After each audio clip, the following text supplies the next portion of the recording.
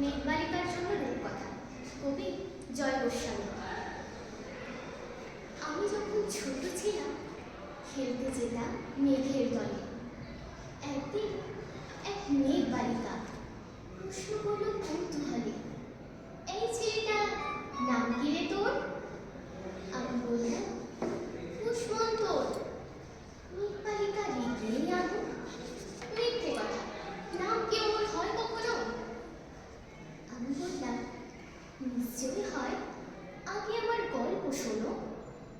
সে বলল, শুনবো না যা, সেই তো রানী, সেই তো রাজা, সেই তো একই ঢাল তলোয়ার, সেই তো একই রাজার কুমার পক্ষী রাজা, শুনবো না, ওসব বাজে। আমি বললাম, তোমার জন্য নতুন করে লিখবো তবে? সে বলল, সত্যি লিখবি? বেশ, তাহলে মস্ত করে লিখতে হবে, মনে থাকবে, লিখে কিন্তু আমায় দেবে। আমি বললাম, তোমার জন্য লিখতে পারি এক পৃথিবী। লিখতে লিখতে লেখা যখন সবে মাত্র 2-4 পাতা, হঠাৎ তখন ভূত চাপলো আমার মাথায়। খুঁজতে খুঁজতে চলে গেলাম ছোট্টবেলার মেঘের মাঠে।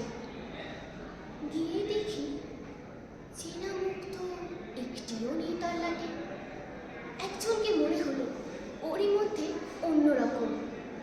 এগিয়ে গিয়ে বলি তাকে, তুমি কি সেই মেঘবালিকা? তুমি কি সেই? সে বলেছে, মনে তো নেই, আমারও সব মনে তো নেই। আমি বললাম, তুমি আমায় লেখার কথা বলেছিলে। সে বলল, সঙ্গে আছে ফাঁসির ও গায়ের ছিলে। আর হ্যাঁ শোনো, এখন আমি মেঘ নয়, আয় সবাই এখন বৃষ্টি বলে ডাকে আমায়। বলেই হঠাৎ এক পশলায় চুল থেকে নখ আমায় পুরো ভিজিয়ে দিয়ে অন্য অন্য বৃষ্টি বাদল সঙ্গে নিয়ে মিলিয়ে গেল খরস্রোতায়, মিলিয়ে গেল দূরে কোথায়, দূরে দূরে। বৃষ্টি বলে ডাকে আমায়, বৃষ্টি বলে ডাকে আমায়। আপন মনে বলতে বলতে আমি কেবল বসে রইলাম ভিজে একসা কাপড় জামায়। গাছের তলায় বসে রইলাম। বৃষ্টি নাকি মেঘের জন্য? এমন সময় অন্য একটি বৃষ্টি আমায় চিনতে পেরে বলল, তাতে মন খারাপের কি হয়েছে?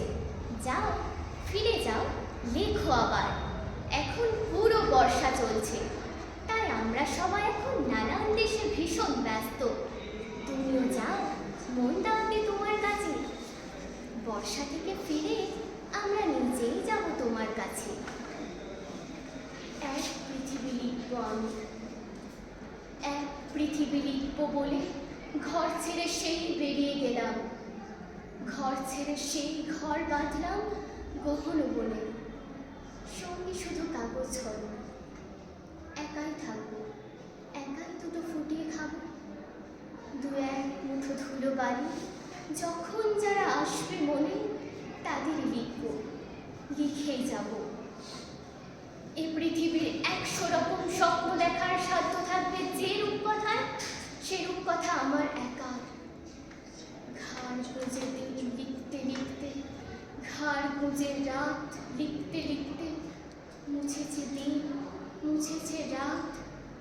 যখন আমার লেখবার হাত অসাধ হলো, মনে পড়ল সাল কি তারিখ, বছর কি মাস, সেসব সে আর ধরিনি। লেখার দিকে তাকিয়ে দেখি এক পৃথিবী লিখব বলে একটা খাতা শেষ করিনি।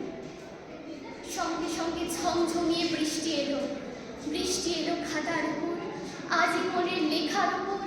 বৃষ্টি এলো এই অরণ্যে, বাইরে তখন গাছের নিচে নাচছে ময়ূর